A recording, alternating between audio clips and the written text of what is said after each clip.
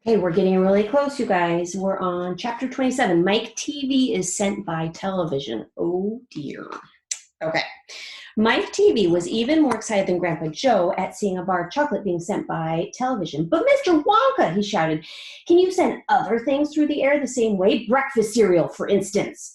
Oh, my sainted aunt, cried Mr. Wonka. Don't mention that disgusting stuff in front of me. Do you know what breakfast cereal is made out of? It's made out of all those curly wooden shavings you find in pencil sharpeners.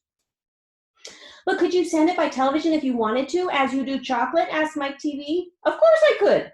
And what about people? Asked Mike TV. Could you send a real live person from one place to another in the same way? A person, cried Mr. Wonka. Are you off your rocker? But could it be done? Good heavens, child, I really don't know. I suppose it could. Yes, I'm pretty sure it could. Of course it could. I wouldn't like to risk it, though. It might have some very nasty results. But Mike TV was already off and running the moment he heard Mr. Wonka saying, I'm pretty sure it could. Of course it could. He turned away and started running as fast as he could towards the other end of the room where the great camera was standing. Look at me, he shouted as he ran. I'm going to be the first person in the world to be sent by television. No, no, no, no, cried Mr. Wonka. Mike, screamed Mrs. TV, stop, come back, you'll be turned into a million tiny pieces. But there was no stopping Mike TV now. Oh, got some crazy hairs up there, you guys. Okay. There was no stopping him.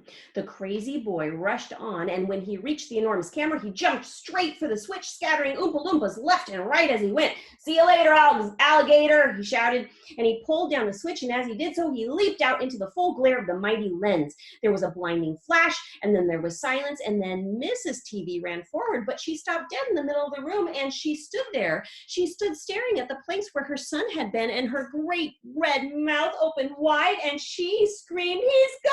He's gone! Great heavens, he has gone, shouted Mr. TV. Mr. Wonka hurried forward and placed a hand gently on Mrs. TV's shoulder. We shall have to hope for the best, he said. We must pray that your little boy will come out unharmed at the other end.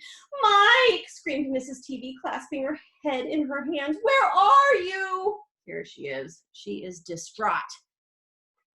You're distraught if you're really freaked out, beside yourself.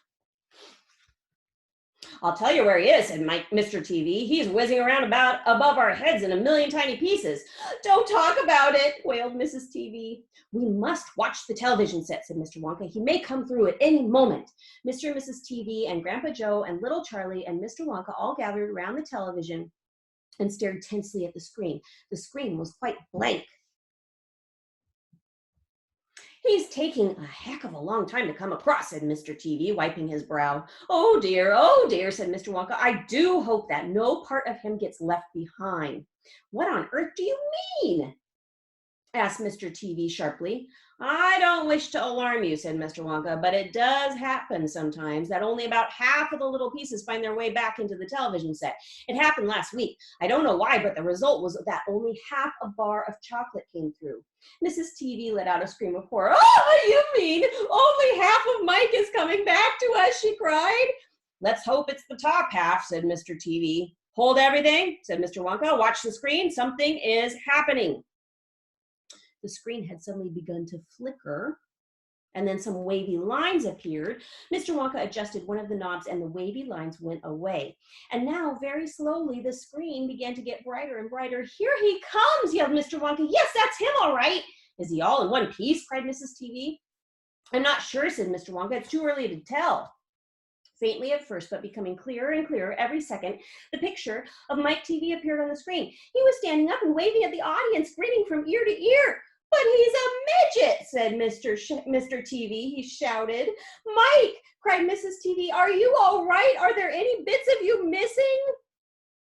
Talk to me, Mike, cried Mrs. TV. Say something. Tell me you're all right. Isn't he going to get any bigger, shouted Mr. TV.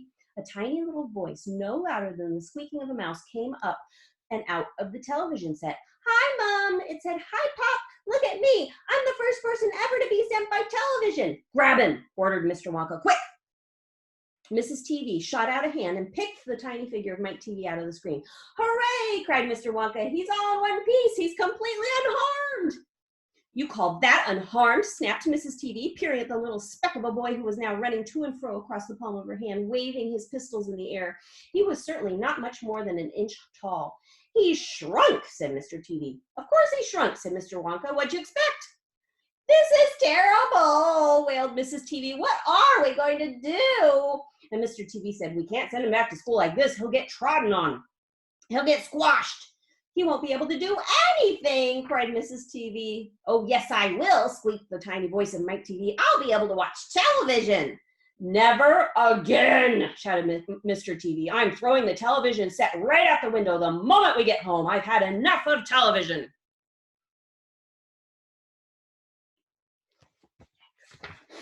When he heard that, Mike TV flew into a terrible tantrum. He started jumping up and down on the palm of his mother's hand, screaming and yelling and trying to bite her fingers. I want to watch television, he squeaked. I want to watch television. I want to watch television. I want to watch television. Here, give him to me, said Mr. TV, and he took the tiny boy and shoved him into the breast pocket of his jacket and stuffed a handkerchief on top. Oh, no. Squeals and yells came out from inside the pocket, and the pocket shook as the furious little prisoner fought to get out. Oh, Mr. Wonka, wailed Mrs. TV, how can we make him grow? Well, said Mr. Wonka, stroking his beard and gazing thoughtfully at the ceiling, I must say that's a wee bit tricky, but small boys are extremely springy and elastic. They stretch like mad. So what we'll do, we'll put him in a special machine I have for testing that stretchiness of chewing gum. Maybe that will bring him back to what he was. Oh, thank you, said Mrs. TV. Don't mention it, dear lady. How far do you think he'll stretch, said Mr. TV. Maybe miles, said Mr. Wonka. Who knows, but he's going to get awfully thin. Everything gets thinner when you stretch it. You mean like chewing gum? Asked Mr. TV. Exactly. How thin will he be? Asked Mrs. TV. I haven't the foggiest idea, said Mr. Wonka. It doesn't really matter anyway because we'll soon fatten him up again. All we'll have to do is give him a triple dose of my wonderful super vitamin chocolate. Super vitamin chocolate contains huge amounts of vitamin A and vitamin B. It also contains vitamin C, vitamin D, vitamin E, vitamin F, vitamin G, vitamin I, vitamin J, vitamin K, vitamin L, vitamin M, vitamin N, vitamin O, vitamin P, vitamin Q, vitamin R, vitamin T, vitamin U, vitamin B, vitamin W, vitamin X, vitamin Y, and believe it or not, vitamin Z. The only two vitamins it doesn't have in it, let's see, are vitamin S because it makes you sick and vitamin H because it makes you grow horns on the top of your head like a bull. But it does have in it a very small amount of the rarest and most magical vitamin of them all, vitamin Wonka. And what will that do to him? Asked Mr. TV anxiously. It'll make his toes grow out until they're as long as his fingers. Oh no, cried Mrs. TV. Don't be silly, said Mr. Wonka. It's most useful. He'll be able to play piano with his feet. But Mr. Wonka, no arguments, please, said Mr. Wonka. He turned away and clicked his fingers 3 times in the air, and an Oompa Loompa appeared immediately and stood beside him. Follow these orders, said Mr. Wonka, handing the Oompa Loompa a piece of paper on which he had written full instructions. And you'll find the boy in his father's pocket. Off you go. Goodbye, Mr. TV. Goodbye, Mrs. TV. Please don't look so worried. They all come out in the wash, you know. Every one of them does. Here are the Oompa Loompas. They look kind of creepy in their sunglasses and spacesuits. At the end of the room, the Oompa Loompas around the giant camera were already beating their tiny drums and beginning to jog up and down to the rhythm. Here they go again, said Mr. Wonka. I'm afraid you can't stop them singing. Little Charlie caught Grandpa Joe's hand, and the two of them stood beside Mr. Wonka in the middle of a long, bright room, listening to the Oompa Loompas. And this is what they sang. The most important thing we've learned so far as children are concerned is never, never, never let them near your television set. Or better still, don't install the idiotic thing at all. In almost every house we've seen, we watch them gaping at the screen. They loll and slop and lounge about and stare until their eyes pop out. Last week in someone's place, we saw a dozen eyeballs on the floor. They sit and stare and stare and sit until they're hypnotized by it, until they're absolutely drunk with all that shocking, ghastly junk. Oh, yes, we know it keeps them still. They don't climb out the windowsill. They never fight or kick or punch. They leave you free to cook the lunch and wash the dishes in the sink. But did you ever stop to think, to wonder just exactly what this does to your beloved tot? It rots the senses in the head. It kills imagination dead. It clogs and clutters up the mind. It makes a child so dull and blind he can no longer understand a fantasy, a fairyland. His brain becomes as soft as cheese. His powers of thinking rust and freeze. He cannot think, he only sees. All right, you'll cry, all right, you'll say, but if we take the set away, what shall we do to entertain our darling children? Please explain. We'll answer this by asking you what used the darling ones to do, how used they keep themselves contented before this monster was invented. Have you forgotten? Don't you know? We'll say it very loud and slow. They used to read. They'd read and read and read and read and then proceed to read some more. Great Scott, gadzooks, one half their lives was reading books. The nursery shelves held books galore, books cluttered up the nursery floor. And in the bedroom by the bed, more books were waiting to be read. Such wondrous, fine, fantastic tales of dragons, gypsies, queens, and whales, and treasure isles and distant shores where smugglers rowed with muffled oars, and pirates wearing purple pants, and sailing ships and elephants. And the younger ones had Beatrix Potter with Mr. Todd, the Dirty Rotter, and Squirrel Nutkin, Pigling Bland, and Mrs. Tiggy Winkle, and just how the camel got his hump, and how the monkey lost his rump, and Mr. Toad, and bless my soul, there's Mr. Rat and Mr. Mole. Oh, books, what books they used to know, these children living long ago.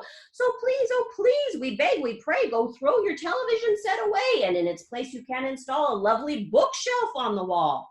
Then fill the shelves with lots of books, ignoring all the dirty looks, the screams and yells, the bites, the kicks, and children hitting you with sticks. Fear not, because we promise you that in about a week or two of having nothing else to do, they'll soon begin to feel the need of having something good to read.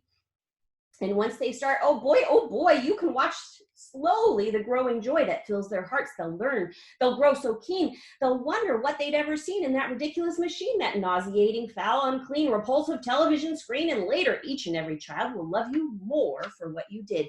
P.S. regarding Mike TV, we very much regret that we shall simply have to wait and see if we can get him back his height. But if we can't, it serves him right. Only Charlie Left is the next chapter.